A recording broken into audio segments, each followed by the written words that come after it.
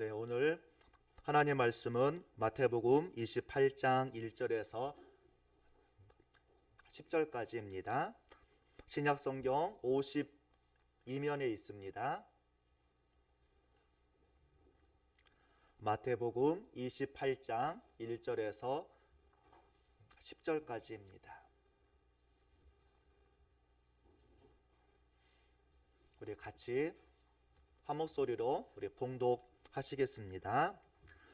안식일이 다 지나고 안식 후 첫날이 되려는 새벽에 막달라 마리아와 다른 마리아가 무덤을 보려고 갔더니 큰 지진이 나며 주의 천사가 하늘로부터 내려와 돌을 굴려내고 그 위에 앉았는데 그 형상이 번개 같고 그 옷은 눈같이 희거늘 지키던 자들이 그를 무서워하여 떨며 죽은 사람과 같이 되었더라.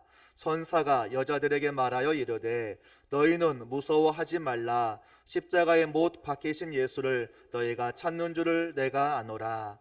그가 여기 계시지 않고 그가 말씀하신 대로 살아나셨느니라. 와서 그가 누우셨던 것을 보라. 또 빨리 가서 그의 제자들에게 이르되 그가 죽은 자 가운데서 살아나셨고 너희보다 먼저 갈릴리로 가시나니 거기서 너희가 배우리라 하라.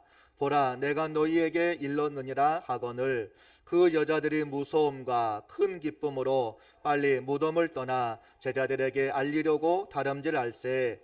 예수께서 그들을 만나 이르시되 평안하냐 하시거늘 여자들이 나아가 그 발을 붙잡고 경배하니 이에 예수께서 이르시되 무서워하지 말라. 가서 내 형제들에게 갈릴리로 가라 하라. 거기서 나를 보리라 하시니라. 아멘. 이 시간에는 한소리 찬양대 1000번을 불러도 영상 찬양으로 하나님께 영광 올려드리겠습니다.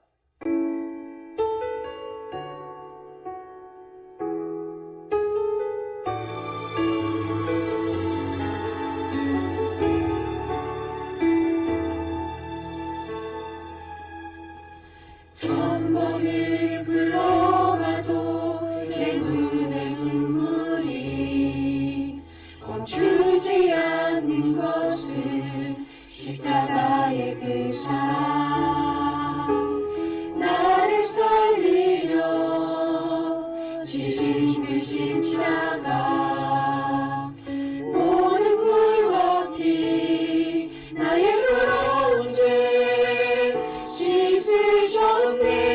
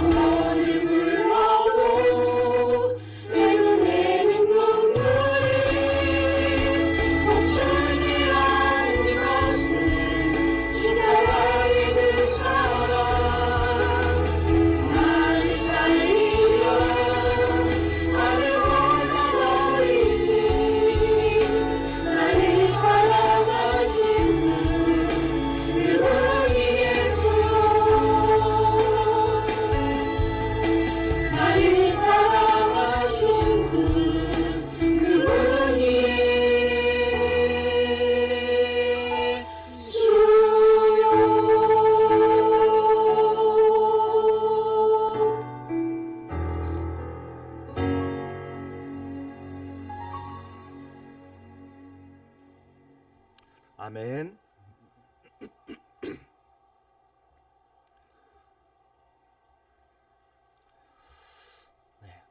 오늘은 저희들이 부활주일로 모였습니다. 초대교회에 중요한 두 가지 인사가 있었습니다. 하나는 퀴리오스 아나스타시스, 주님은 부활하셨습니다. 또 하나 인사는 마라나타, 주여 속히 오시옵소서. 이 두 가지가 저들의 중요한 인사였습니다.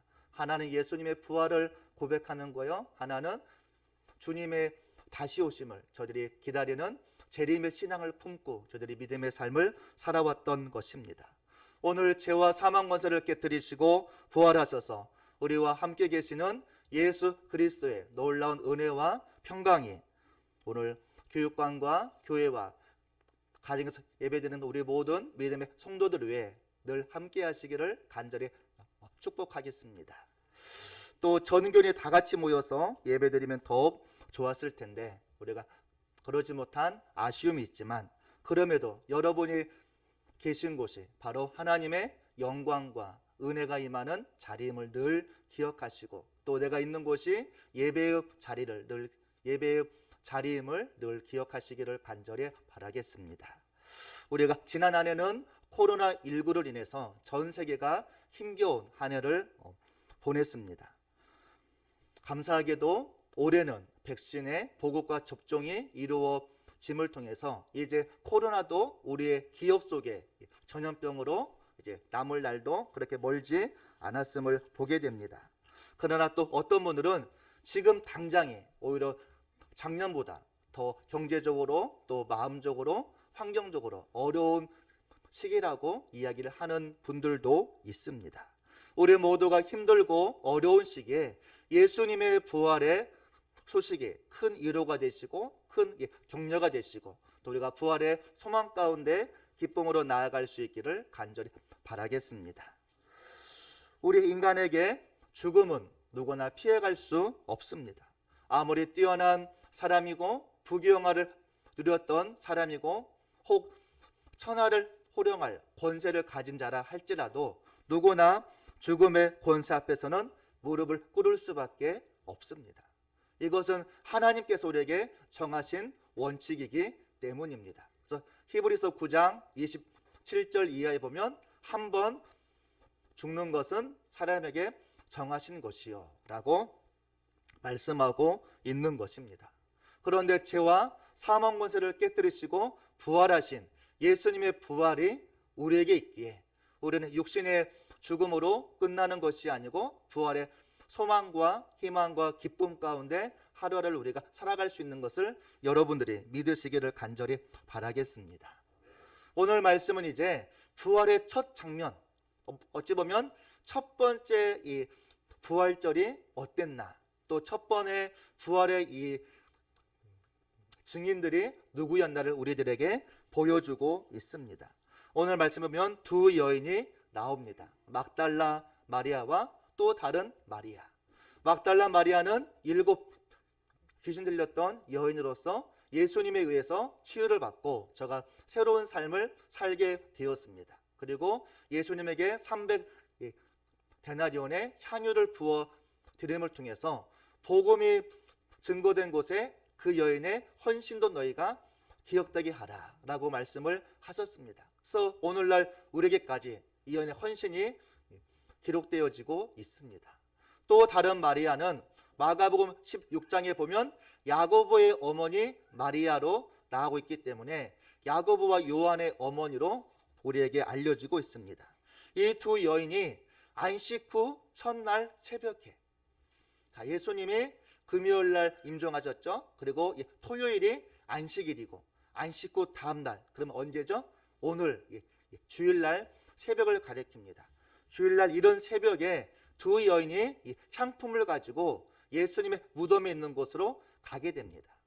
이 두 여인이 무덤으로 가면서 무슨 얘기를 하냐면 마가복음 16장 3절 이하에 보면 누가 우리를 위하여 무덤에 있는 큰 돌을 옮겨주랴 라고 얘기합니다.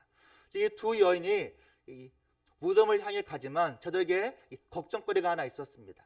왜냐하면 무덤에 막혀있는 큰 돌을 누군가 옮겨줘야만 이 두 여인이 예수님의 시신의 향품을 받을 수 있기 때문입니다. 그러면 예수님을 따르던 11명의 이 제자들이 같이 갔으면 좋았을 텐데 지금 11명의 제자들은 어디에 있었을까요? 요한복음 20장 19절 이하에 보면 당시에는 이 흉악범으로 처형을 당하면 그를 따르던 사람들도 그 뜻에 동조함을 따라서 저들도 큰 형벌을 받을 수가 있었습니다. 그래서 예수님의 제자들이 자기도 예수님처럼 큰 처형을 받을까봐 모두가 두렵고 무서워서 자기 집 문을 굳게 잠그고 집에 숨어 있었다라고 나옵니다. 참 예수님의 11명의 제자의 모습은 십자가 사건 전이나 바로 이후나 참 부끄러운 모습을 우리들에게 보여주고 있는 것입니다. 근데 두 여인이 이런 걱정 가운데 무덤에 갔는데 어떤 일이 벌어지고 있습니까? 2절에 보니까 큰 지진이 일어나고 천사가 내려왔다라고 얘기합니다. 성경에서 지진이 일어났다 이 말은 하나님의 임재가 임하였다 또는 하나님의 강력한 사건이 그곳에 임하였다는 것을 보여주는 단어입니다. 또 이 천사가 내려와서 무덤에 있던 여인들의 걱정거리였던 무덤의 큰 돌을 옮겨주고 있습니다. 근데 이 천사의 형상이 어땠느냐? 오늘 말씀 보니까 이 번개와 같고 그 옷이 눈같이 희었다. 번개와 같다는 것은 천사의 이 능력을 보여주는 말이고 흰 옷과 같았단 말은 거룩성을 보여주는 단어입니다. 반면에 그 무덤을 지키고 있던 경비들은 천사를 무서워하며 떨며 죽은 사람과 같이 되었다라고 나와 있습니다. 그러면 예수님의 무덤을 지키던 이들은 누구였을까? 또 왜 무덤을 지키고 있었을까요? 우리 한번 말씀 27장 우리 62절부터 한번 같이 읽어보겠습니다. 마태복음 27장 62절부터 우리 같이 한번 읽어보겠습니다. 자, 시작. 그 이튿날은 준비일 다음 날이라 대제사장들과 바리새인들이 함께 빌라도에게 모여 이르되 주여 저 속이던 자가 살아있을 때에 말하되 내가 사흘 후에 다시 살아나리라 한 것을 우리가 기억하노니 그러므로 명령하여 그 무덤을 사흘까지 굳게 지키게 하소서. 그의 제자들이 와서 시체를 도둑질하여 가고 백성에게 말하되 그가 죽은 자 가운데서 살아났다 하면 후의 속임이 전보다 더 클까 하나이다 하니 빌라도가 이르되 너희에게 경비병이 있으니 가서 힘대로 굳게 지키게 하거늘 그들이 경비병과 함께 가서 돌을 임봉하고 무덤을 굳게 지키니라. 아멘. 지금 보니까 제사장들과 바리새인들은 예수님이 살아 있었을 때 한 말을 기억하고 있습니다. 그 말이 무엇이었을까요? 내가 사흘 후에 다시 살아나리라. 이 말을 저들은 기억하고 있어서 이들이 빌라도 총독을 찾아가서 무덤 입구를 돌로 굳게 막고 총독의 이름으로 임봉하고 또 이 경비병을 세워서 그 무덤을 굳게 지키도록 하고 있는 것입니다. 왜 그랬을까요? 예수님의 제자들이 시신을 몰래 훔쳐가고 예수님이 부활했다라고 거짓 증거를 할 수 있으니 이런 거짓 증거를 하지 못하도록 하고 있는 조치였던 것입니다. 그런데 이들의 노력은 어떻게 됩니까? 수포로 다 돌아가게 됩니다. 왜냐하면 하나님께서 천사를 보내어서 무덤의 돌을 굴리셨고 예수님을 부활하도록 하셨기 때문인 것입니다. 하나님은 이 예수님의 부활 사건을 통해서 예수님의 부활이 제자들이 꾸며낸 자작극이 아니고 하나님이 직접 개입하신 초자연적인 사건임을 만방에 보여주고 있는 것입니다. 하나님은 예수님을 죽은 자 가운데서 다시 살리심으로 저들의 반대자들의 계획과 노력이 다 헛수고가 되도록 만드시고 오직 하나님의 능력과 영광만을 보여주고 있는 것입니다. 그런데 한 가지 아이러니한 것은 예수님을 십자가에 못 박았던 대제사장들과 서기관들은 예수님의 말씀을 기억하고 있는데 예수님의 제자들은 왜 이 말을 기억하지 못했을까요? 그러면 또 여인들은 어땠을까요? 오늘 말씀 5절에 보니까 천사가 여인들에게 뭐라고 말합니까? 너희가 부활하신 예수님을 찾으러 왔다라고 말을 한 것이 아니고 십자가에 못 박히신 예수를 찾으러 왔다라고 말합니다. 이 말은 여인들도 예수님이 부활할 거라는 말을 전혀 기억하지 못하고 있다는 것을 보여주고 있는 것입니다. 이때 천사가 다시 예수님의 말씀을 상기시켜주면서 어찌하여 너희가 살아있는 자를 죽은 자 가운데서 찾고 있느냐, 여기 계시지 않고 살아나셨다라고 말씀하고 있는 것입니다. 예수님은 죽으시기 전에 여러 사람들에게 또 제자들에게 여러 번 내가 다시 살아날 것이라고 이야기를 하였습니다. 우리 한번 말씀을 같이 한번 보겠습니다. 마태복음 16장 21절입니다. 16장 21절. 가이사랴 빌립보에서 베드로의 신앙 고백 후에 예수님이 하신 말씀입니다. 우리 16장 21절 같이 읽어보겠습니다.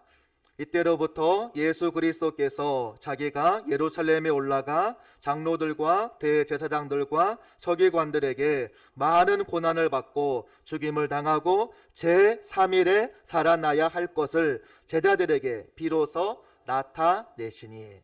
자, 처음으로 얘기합니다. 그 다음에 갈릴리에서도 우리 17장 22절을 같이 한번 보겠습니다. 17장 22절입니다. 자, 시작. 갈릴리에 모일 때 예수께서 제자들에게 이르시되 인자가 장차 사람들의 손에 넘겨져 죽임을 당하고 제3일에 살아나리라 하시니 제자들이 매우 근심하더라. 두 번째 얘기합니다. 또 세 번째는 예루살렘에 올라가시려 할 때 우리 20장 17절을 같이 한번 읽어보겠습니다. 마태복음 20장 17절. 자, 시작. 예수께서 예루살렘으로 올라가려 하실 때 12 제자를 따로 데리시고 길에서 이르시되 보라, 우리가 예루살렘으로 올라가노니 인자가 대제사장들과 서기관들에게 넘겨짐에 그들이 죽이기로 결의하고 이방인들에게 넘겨주어 그를 조롱하며 채찍질하며 십자가에 못 박게 할 것이나 제3일에 살아나리라. 심지어 베드로가 예수님을 부인할 것을 예견하면서 바로 전에도 우리 26장 32절을 같이 한번 보겠습니다. 26장 32절입니다. 자, 시작. 그러나 내가 살아난 후에 너희보다 먼저 갈릴리로 가리라. 예수님은 자신의 부활에 대해서 여러 차례 말씀하고 있음에도 불구하고 예수님의 제자들은 전혀 그 말씀을 기억하지 못하고 있습니다. 이유가 무엇일까요? 예수님 말씀 너무나 어려워서 이해가 안 되었을까요? 예수님의 제자들의 관심이 예수님에게 있지 않고 이 세상의 권력에만 있었기 때문인 것입니다. 그렇다면 오늘 우리도 예수님의 말씀을 들었으나 우리가 기억하지 못하기 때문에 예수님의 부활을 믿지도 못하고 두려움과 근심에만 쌓여 있고 우리가 서야 될 사명의 자리에 내가 서 있지 못하고 있지 않나 생각해 보기를 원합니다.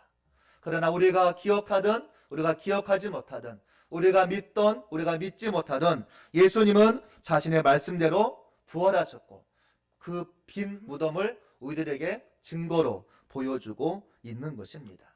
이 땅에 아무리 위대한 사람이라도 아무리 장수를 누리고 싶은 사람일지라도 다 죽어 무덤에 묻힙니다.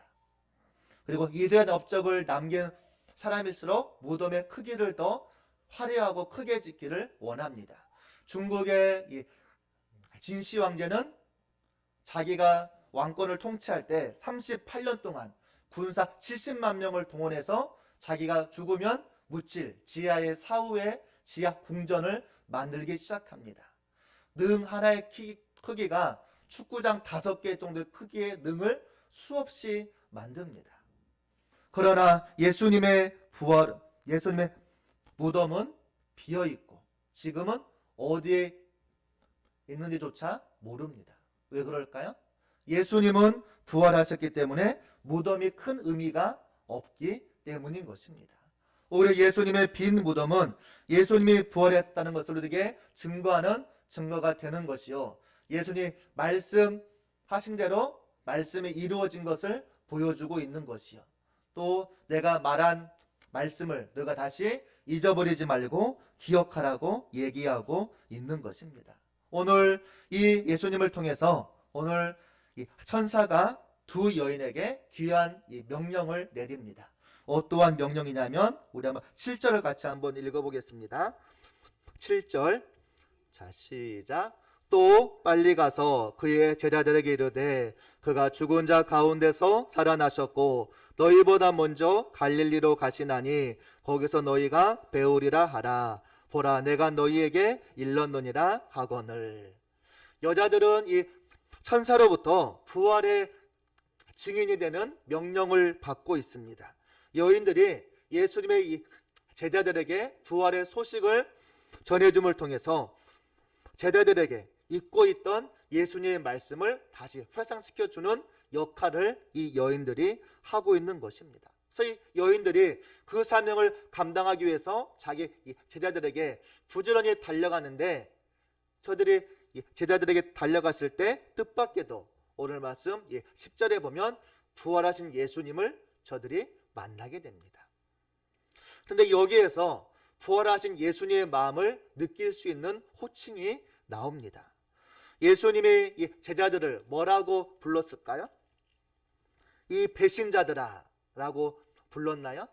오늘 말씀 우리 10절 한번 가운데를 볼까요? 가운데에 보면 내 형제들에게 라고 말합니다. 이게 가능합니까? 예수님께서 십자가에 못 박히셨을 때 제자들은 뿔뿔이 도망가고 고난의 현장에 없었습니다. 마태복음 26장 31절에 보면 예수님이 너희가 다 나를 부인하고 떠나갈 것이라 얘기했을 때 베드로가 호언장담하기를 모두 주를 버리고 떠나갈지라도 나는 그렇게 하지 않겠나이다 라고 말했습니다. 내가 주와 함께 죽을지언정 나는 주님을 떠나지 않겠다라고 얘기했던 것입니다. 그런데 그 다음 구절에 보면 베드로만 그렇게 한 것이 아니고 나머지 제자들도 다 그렇게 얘기를 했던 것입니다. 그런데 결과는 어땠습니까? 십자가 죽음 앞에 모두가 도망가 버렸던 배신자들이었습니다. 어찌 보면 자기의 상황에 따라서 주님을 부인하고 주님을 배신했던 제자들의 모습이 오늘날 나의 모습은 아닌가? 나에게 이익이 되면 예수님을 잘 믿고 나에게 이익이 되지 않으면 예수님을 부인하고 배신하는 모습이 혹 나의 모습이 아닌가 생각해 보기를 원합니다. 이런 우리를 예수님은 뭐라고 불러주고 있습니까? 나의 형제들아 라고 부르고 있는 것입니다. 어찌 보면 가장 처참했던 죽음의 현장에서 가장 제자들의 위로와 격려가 필요한 그 순간에 자기를 다 부인하고 배신하고 떠났던 제자들을 향해서 예수님은 나의 형제들아 라고 사랑의 음성을 들려주고 있는 것입니다. 예수님은 우리를 사랑하시되 얼마만큼 사랑하실까요? 죽기까지 사랑하시고 끝까지 우리를 사랑하십니다. 우리 한번 요한복음 13장 우리 1절을 같이 한번 보겠습니다. 요한복음 13장 1절입니다.